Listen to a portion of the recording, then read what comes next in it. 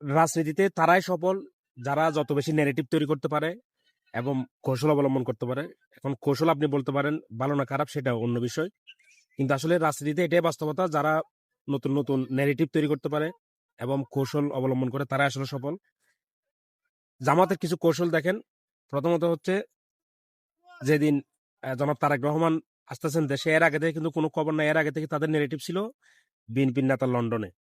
যেদিন উনি আসতেছেন দুপুর পর্যন্ত ঠিক ছিল, দুপুরের পর থেকে যখন দেখতেছে বাংলাদেশে একটা ওভার হাইপ তৈরি হয়ে গেছে, একটা জনসমুদ্র হয়ে গেছে, সারা বাংলাদেশে তারেক রহমান ছাড়া আর কোনো কথা নাই, তখনই কিন্তু তারা একটা ব্যানার বানিয়ে বা একটা পোস্টার বানিয়ে একটা কার্ড বানিয়ে তারা প্রচার করলো, আমাদের লিডার দেশেই আছে, দেশেই থাকবে, দেশেই ছিলেন, এবং আগামী প্রধানমন্ত্রী ডক্টর শফিকুর রহমান।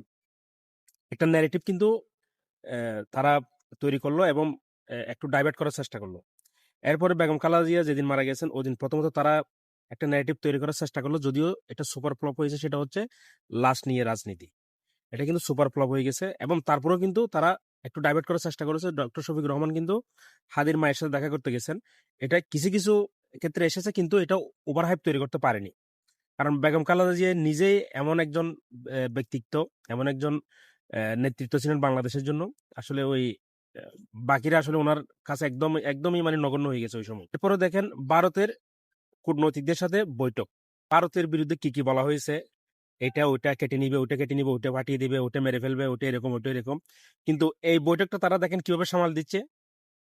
তারা একটা নেগেটিভ তৈরি করলো কি, এটা হচ্ছে তারা গোপন রাখতে চেয়েছিল, এখন আমরাই প্রকাশ করেছি। কথা হচ্ছে এই বৈঠকটা করেছে, এটা তাদের জন্য এত বড় একটা লজ্জার বিষয়, এটা কিন্তু তারা হাইড করে ফেলেছে, সম্পূর্ণ সম্পূর্ণ গায়েব হয়ে গেছে এখান থেকে। এখান থেকে এখন নেগেটিভ তৈরি হয়ে গেছে কি, এটা আমরা প্রকাশ করেছি, ভারত গোপন রাখতে চেয়েছিল। এখন এখানে কথা হচ্ছে ভারতের সাথে আসলে জামাতের কোনো পর্যায়ে বৈঠক হওয়ার কথাই ছিল না, নেগেটিভ তৈরি হয়েছে ভারতের সবকিছু গুড়িয়ে দাও, ভারতের সাথে কোনো কথা নাই, ভারত এটা ওইটা, ভারতের সাথে জামাতের আমিরের এই যে বৈঠক করা এটা মানায়, শোভনীয় না। কিন্তু কথা হচ্ছে এখানে এই যে বৈঠক করাটা কি ঠিক হয়েছে কি হয় না নৈতিকভাবে, এটা হাইপ হয়ে গেছে।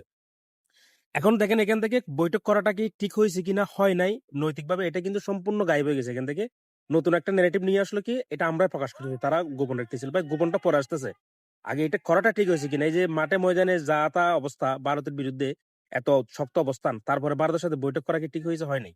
তো এটা বুঝাতে চাচ্ছি, অন্যান্য দল যারা আছে, আমি কোনো দলের নাম বলবো না, নেগেটিভ তৈরি করা রাজনৈতিক কৌশল শিখতে হবে।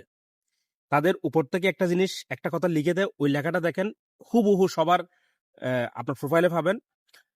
আপনার হচ্ছে আপনি জামাতের বিরুদ্ধে কোনো যদি আপনার প্রচার করেন, কোনো কিছু যদি সত্য নিউজও করেন, ওখানে দেখবেন তাদের এই কমেন্ট গুলো থাকে, একই কমেন্ট, সবার সবার একই কমেন্ট, ওই যে সহমত বাই কর্মী আর কি, এরা মানে ওই যে সহমত বাই, আপনার সাথে সহমত, এই সমস্ত কর্মী আর কি, সবাই ওই ধরনের। এই বিষয়টা ভালো না খারাপ সেটা আমি বলবো না, বিষয়টা হচ্ছে রাজনৈতিক কৌশল এবং নতুন নতুন ন্যারেটিভ তৈরি করার ক্ষেত্রে বাকি দলগুলা জামাতের চেয়ে অনেক পিছিয়ে, ভাই এটা মানতে হবে।